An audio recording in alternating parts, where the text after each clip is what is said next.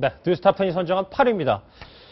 글쎄, 대한항공의 전직 기장이 종북이란 얘기가 있는데 이 무슨 얘기인지 좀 대한항공과 종북하니까 사실 좀 기시감이 있는 것 같기도 하고 어디서 많이 들어본 것 같은 얘기인데 과거 북한을 찬양하는 글을 수차례 작성해 퍼뜨리고 북한 서적 등에 이적 표현을 소진한 혐의로 재판을 받은 대한항공 기장 김모 씨 얘기를 좀 해보도록 하겠습니다.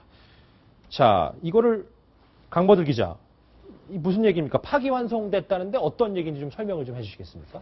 예, 그 대한항공 기장을 했던 김모 씨가 이제 북한을 찬양하고 고무한 혐의, 그리고 또 이제 이적 표현물, 북한에서 출판된 이적 표현물을 소지했던 혐의로 그동안 재판을 받아왔습니다. 이제 1심에서는 징역 2년에 집행유예 3년 이런 식으로 나왔고요. 2심에서는 징역 1년에 집행유예 2년을 선고받았었는데 이번에 대법원이 그게 과하다라고 판결하고 원심으로 돌려보낸 겁니다. 예. 과하다고 판단한 이유는 여러 가지가 있어요. 이 사람이 기장이 종북 사이트를 운영해 온 부분은 이제 인정된 부분인데 사실로 드러난 부분이고요. 이제 굉장히 여러 건의 이제 게시글을 올렸는데 이제 북한을 찬양하는 글도 올렸고요. 본인이 직접 작성을 한 부분도 인정이 지금 됐습니다. 이제 화면으로 보고 계신 게 이제 전직 대한항공 기장 김모 씨가 운영한 종북 사이트인데 김일성의 모습도 보이고.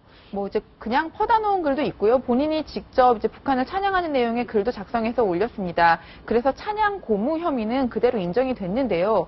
이 사람이 소지하고 있던 그 출판물 중에 이제 9가지가 이제 북한에서 출판된 것이긴 하지만 이것이 어떤 우리나라의 존립을 위협하거나 이제 북한을 무조건적으로 찬양하거나 이제 공격적인 내용이라고 볼 수 없다라고 판단을 한 겁니다. 예. 그래서 이 9점에 대해서는 이제 죄를 물을 수 없다라고 얘기한 거고요. 대표적으로 한용운의 시집이라든지 이제 막심고리끼의 장편 소설 이런 점들은 그 내용을 볼 때 이게 무슨 우리 사회 존립에 위협을 주지 않는다라고 판단을 하고 이제 그 부분에 대해서 이제 벌을 준 건 과하다라고 이제 판단한 겁니다. 김태현 변호사님, 이 파기환송이 좀 파기환송됐는데 이게 그 이적 표현물로 하기엔 과하다라는 법원의 판단인데 이걸 좀 어떻게 해석해 볼 수 있겠습니까? 대법원에서 바로 본 것이죠. 저기 이제 나오지만 북한 서적이라고 무조건 이적 표현으로 볼 수는 없다. 저게 맞는 얘기죠, 사실. 북한에서 출판됐다고 해서 어떤 한용운의 시집이나 막순고르키 소설을 그런 이적 표현물로 볼 수는 없지 않겠습니까? 만약에 어떤 김일성의 어떤 주체 사상을 찬양하는 내용이라든지 김일성과 김정일의 어떤 어록 같은 그런 책이라든지 그것들을 가지고 있게 되면 그건 당연히 이적 표현물에 맞겠으나 한용운의 시와 막순고르키 소설을 이적 표현물로 볼 수 없다는 대법원의 판결은 저거는 옳게 적절한 판결인 것 같아요. 일단 북한 서적이라고 무조건 이적 표현물로 볼 수 없다는 게 당연하게 그쪽에서는 판단할 수 있겠다라는 얘기가 있는데 이 황선 씨 얘기를 조금 간단하게 해보면 이 국가보안법 혐의를 받고 있는 황선 씨가 전반적인 얘기도 하면서 신은미 씨 얘기 어제도 또 이제 저희 그 채널 A와의 단독 인터뷰에서 임수경 의원은 이 황선 씨에 대한 이 종북 콘서트 이것도 하지 말았어야 된다는 얘기를 또 하더라고요.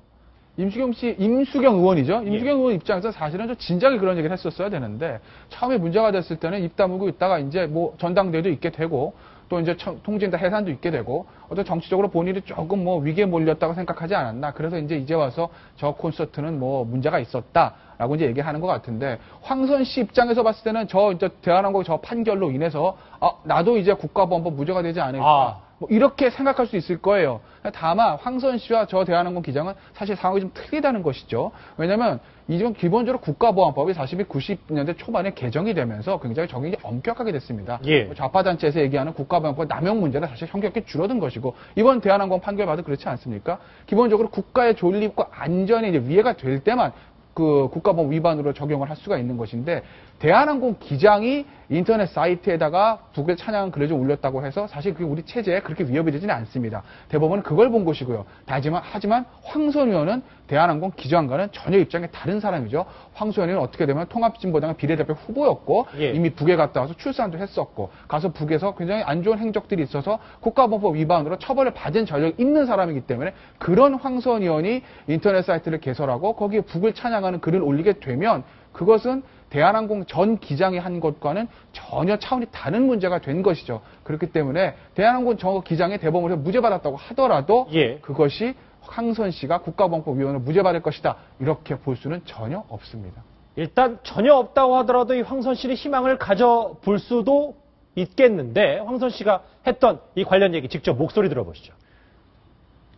통일을 향한 일은 누가 하든 종북몰이를 당해서는 안 됩니다. 그러나 안타깝게도 저와 신은미 씨를 고발함으로써 보안법의 제물이 되게 하였으며 초유의 사제 폭탄 테러까지 불렀습니다. 일단 뭐 김태현 변호사님의 지적처럼 일단 황선 씨는 저렇게 얘기를 해도 말씀하셨던 것처럼 이 판결에는 큰 영향을 미치지 않을 것으로 보이기 때문에 앞으로도 이 황선 씨 관련 판결 좀 주목해서 볼 필요가 있겠습니다.